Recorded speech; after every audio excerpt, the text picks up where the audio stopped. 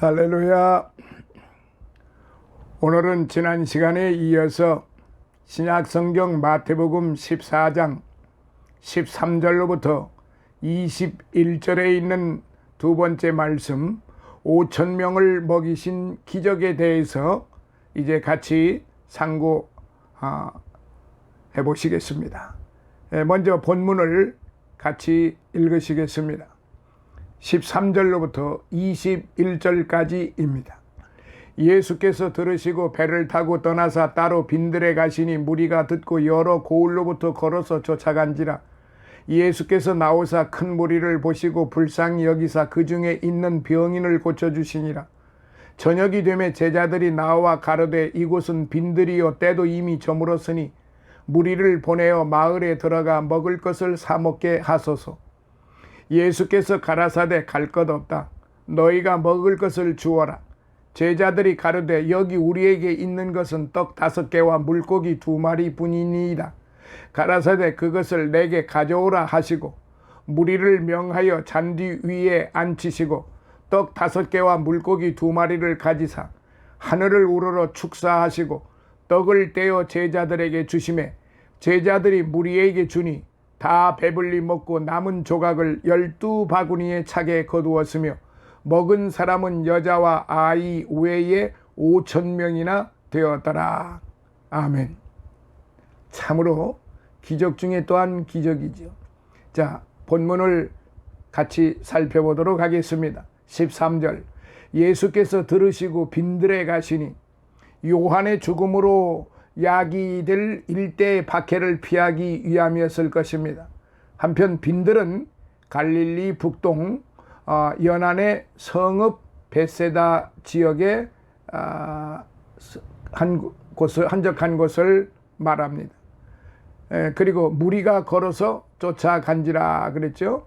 갈릴리 서안에서 베세다까지는 갈릴리 연안을 따라 도로가 나 있었기 때문에 무리들은 배를 이용하지 않고 걸어서도 예수님이 계신 베세다로 갈 수가 있었습니다.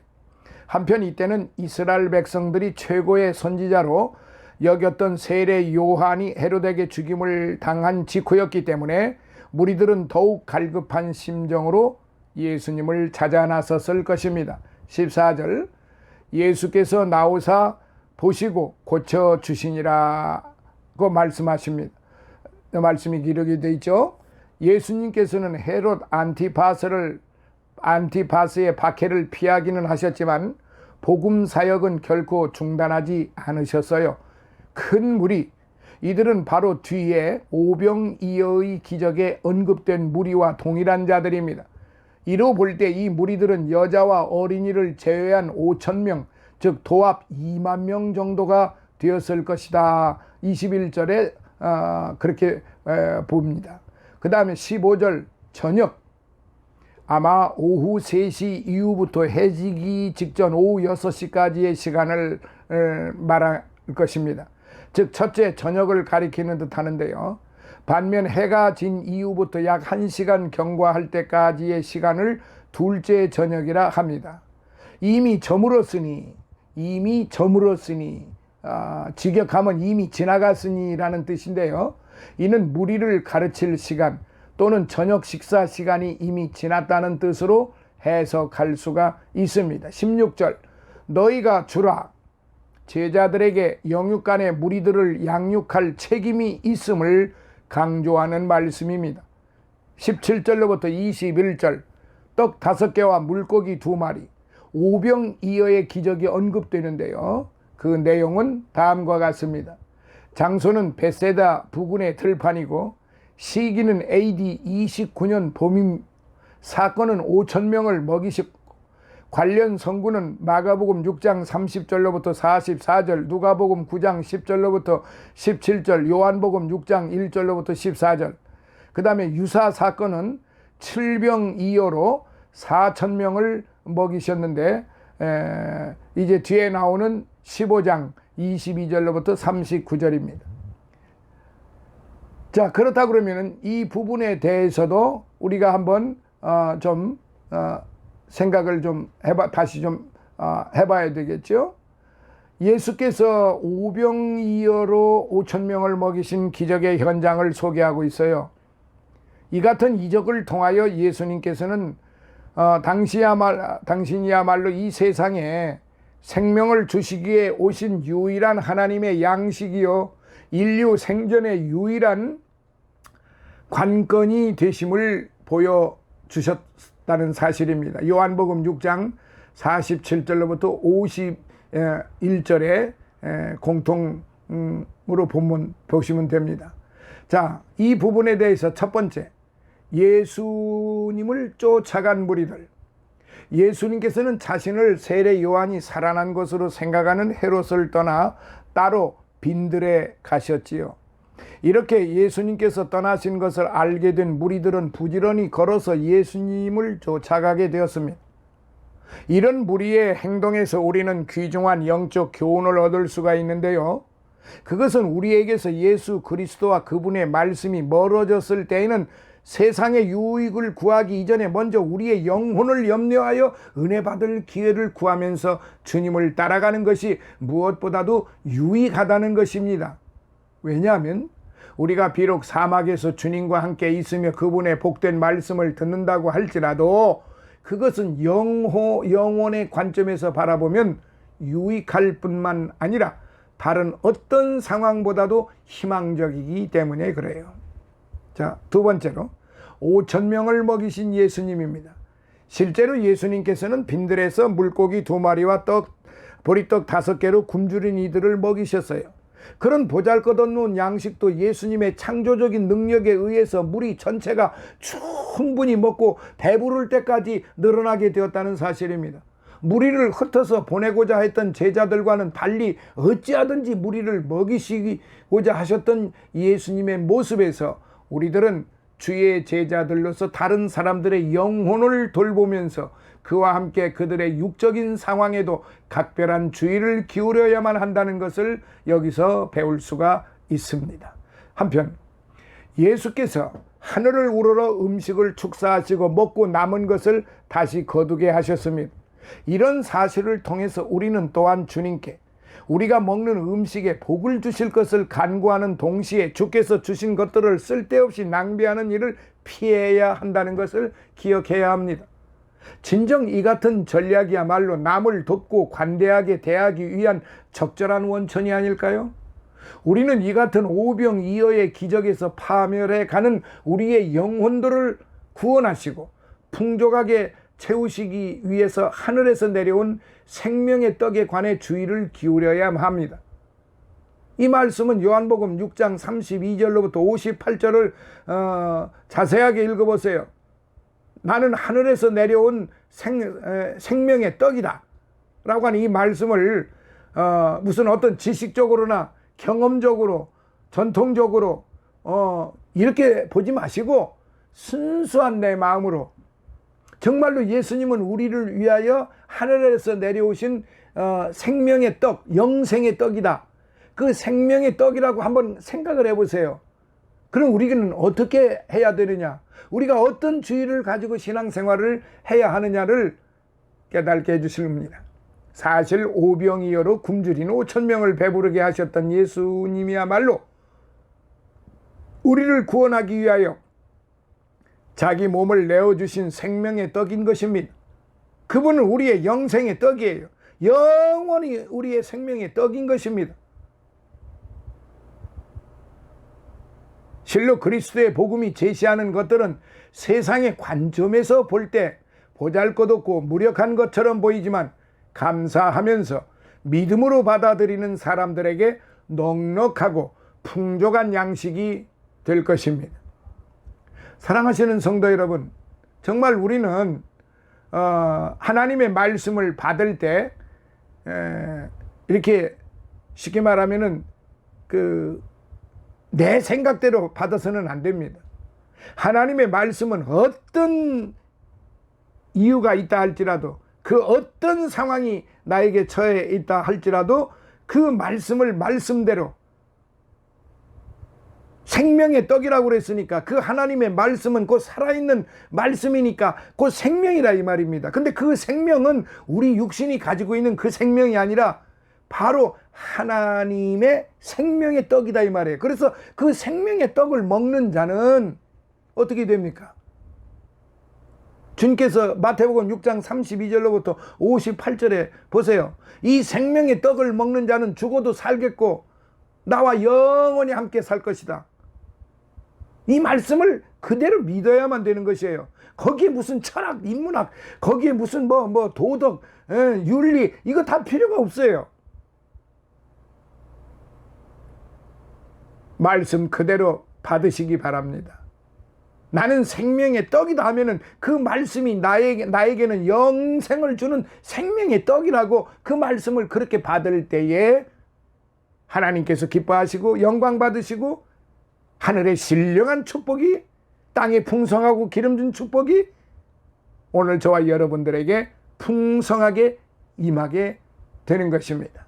자, 다음은 14장 22절로부터 33절에 있는 말씀, 바다 위를 걸으신 예수님, 바다 위를 걸으신 예수님에 대해서 이제 본문을 같이 읽도록 하시겠습니다.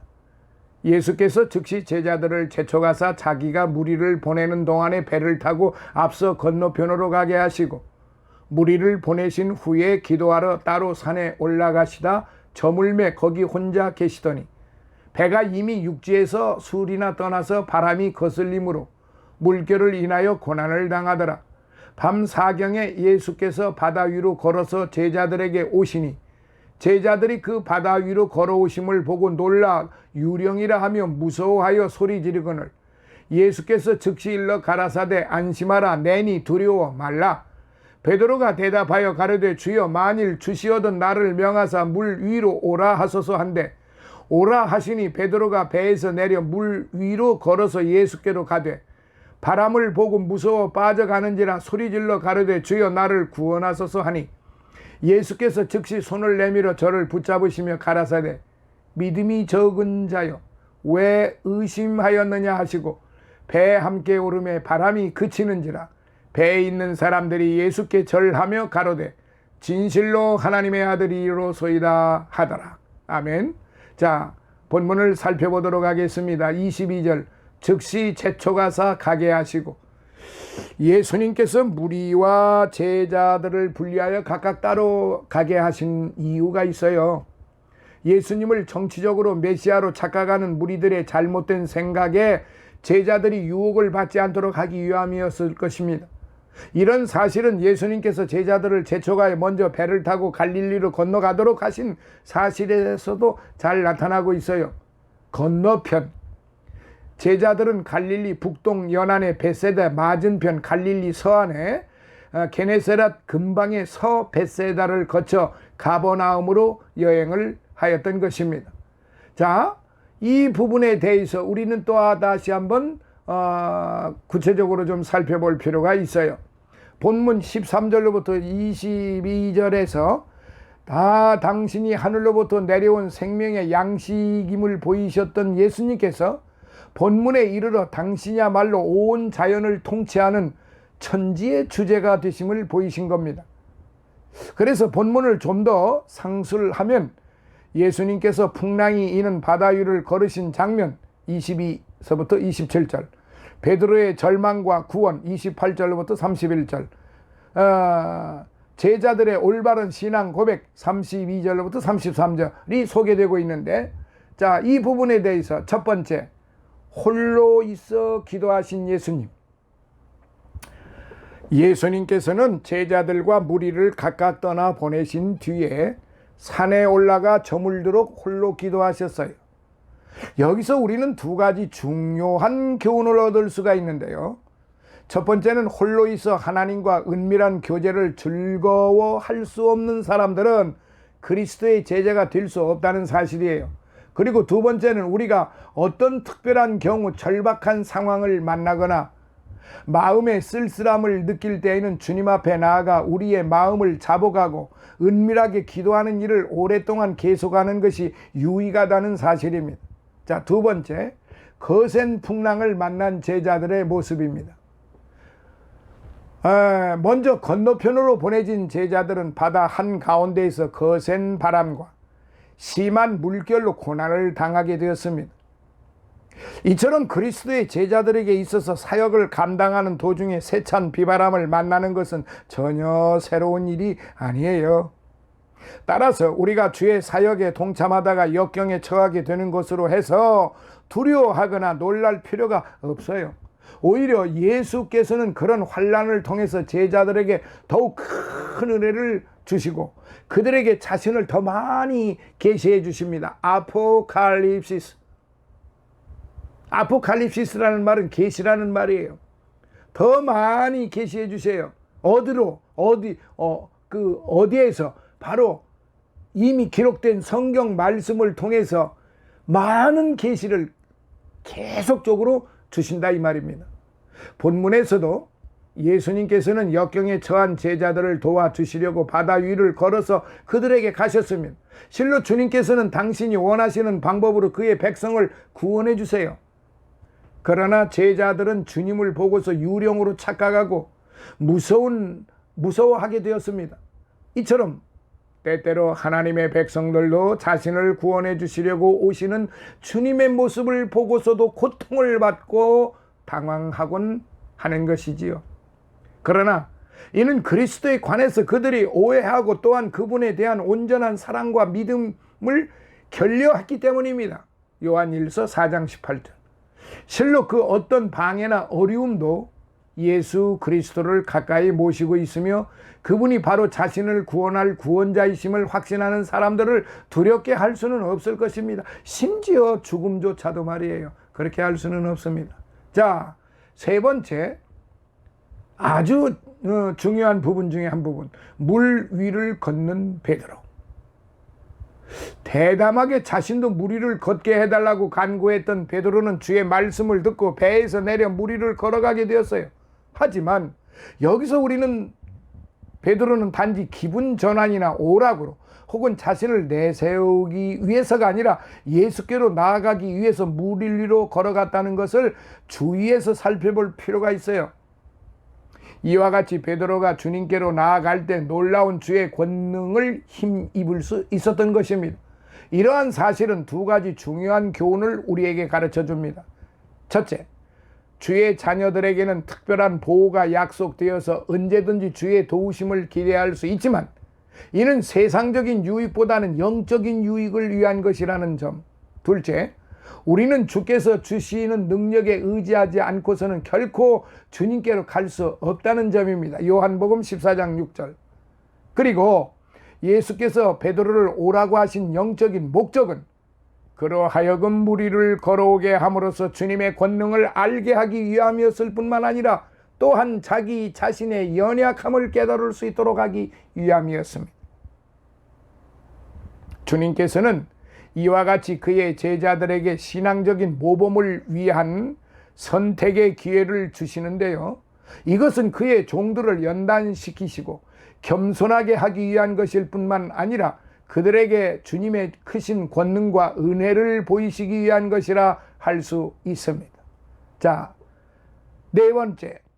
큰 네 번째, 물에 빠진 베드로에 대한 책망. 베드로는 주위의 세찬 바람을 보고 두려운 생각을 품게 되자 그만 물속으로 빠져들게 되었습니다. 그래서 베드로는 주님께 자신을 구원해 달라고 외쳤지요. 이때 예수님께서는 즉시로 손을 내밀어 그를 붙잡으시고 구원해 주셨습니다. 여기서 우리는 우리의 시선과 관심이 예수께로부터 떠나서 눈앞에 닥쳐오는 커다란 어려움들에게 향할 때에 절망하며 타락할 수밖에 없다는 것을 깨달아야 하는 겁니다. 그러나 우리가 주께 부르짖을 때 주께서는 능력의 손을 내밀어 우리를 구원해 주신다는 사실이에요. 시편 50편 15절을 한번 참조해 보세요. 참으로 예수 그리스도는 우리를 모든 죄로부터 구원해 주실 놀라운 구세주이신 것입니다. 그러므로 구원을 얻고자 하는 자는 주님께 나와 부르짖어야만 할 거예요.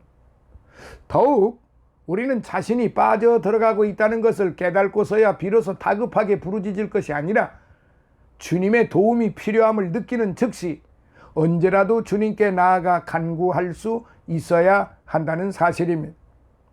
한편 예수님께서는 물에 빠졌던 베드로를 책망하셨지요. 우리는 이 책망 속에서 우리가 만일 믿음을 더 크게 가질 수 있다면 어려움을 덜 당하게 될 것이라는 사실을 또한 배우게 되는 것입니다. 즉 베드로는 믿음이 적었던 까닭에 의심에 빠지며 위험에 처하게 되었던 것이죠. 예수님께서는 믿음이 연약하거나 의심에 사로잡혀 있는 자를 기뻐하지 않으세요. 주님의 제자로서 부름받은 자들에게는 의심하며 두려워할 하등의 이유가 없는 것이지요. 왜냐하면 예수님께서는 폭풍이 몰아치는 것 같은 역경 속에서도 그의 제자들을 그냥 버려두지 아니하시고 다가오셔서 신속하고도 적절하게 손을 내미시기 때문에 그렇습니다. 도와주신다 이 말입니다. 요한복음 16장 33절, 특별히 이사야서 41장 10절을 여러분 꼭 읽어보세요. 참으로 너를 도와주리라. 참으로 나의 의로운 오른손으로 너를 도와주리라. 이사야서 41장 10절에 있는 말씀 꼭 기억하시고 암기해 주셔서 항상 어려움을 당하고 고난을 당하고 고통을 받을 때, 외롭고 쓸쓸하고 괴롭고 답답할 때 그 말씀 꼭 되새김질하세요. 내가 너를 도와주리라. 내가 너와 함께 하리라.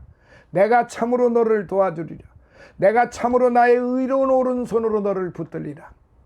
아멘. 자, 끝으로 기적을 본 자들의 고백.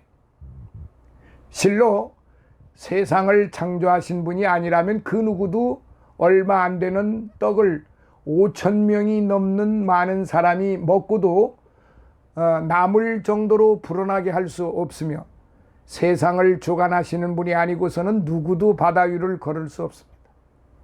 그래서 이런 기적들을 직접 목격했던 제자들은 그가 살아있는 증거들에 굴복하여 마침내 그들의 신앙을 고백했던 것입니다. 이처럼 제자들은 주의 능력 가운데에서 진한 감동을 경험했으며 주님을 하나님의 아들 그리스도로 경배할 수가 있었던 것입니다. 그러므로 오늘 저와 여러분들 하나님께 나아가는 자들은 그분을 믿어야만 하듯이 그를 신뢰하는 자는 반드시 그분께 나아올 수 있어야만 할 것입니다. 이것이 바로 히브리서 11장 6절에 있는 말씀인 것입니다. 하나님께 나아가는 자는 반드시 하나님이 살아계신 것과 그 살아계신 하나님이 상 주시는 이심을 믿어야 할지니라. 이게 히브리서 11장 6절의 말씀인 것입니다. 사랑하시는 성도 여러분, 오늘 이 말씀을 들으시는 여러분, 보배로운 성도, 존귀한 성도, 거룩하고 복된 성도들이십니다. 오늘 저와 여러분들은 바로 하나님께 나아가는 자들 아닙니까? 그리고 하나님이 살아계심을 믿는 자들이 아닙니까? 그리고 살아계신 그 하나님이 우리들에게 상 주시는 이심을 믿는 그런 성도들이 아니겠습니까? 옳습니다. 바로 오늘 저와 여러분들은 히브리서 11장 6절의 말씀대로 살아가는 사람들입니다. 이런 사람들이 바로 생명의 떡을 먹고 사는 사람들이고 영생의 떡을 먹고 사는 사람들이고 죽어도 살겠고 살아서 주님과 영원히 함께 산다는 사실입니다. 할렐루야. 오늘은 14-2편 마무리를 하겠습니다. 다음 시간에는 34절로부터 이어지는 말씀으로 이제 14-3편에서 여러분을 만나겠습니다. 감사합니다. 모두 건강하시고 주 안에서 건강하시고 승리하시는, 그래서 주님을 영화롭게 해드리는 솔리데오 그로리아, 솔리데오 그로리아, 솔리는 오직, 그로리아 영광, 오직 하나님께. 솔리데오라고 하는 것은 바로 데오는 하나님이시다. 그러니까 오직 하나님께 영광만 돌리는 저와 여러분들이 되시기를 예수님 이름으로 축복합니다. 할렐루야. 감사합니다. 다음 시간에 다시 만나요.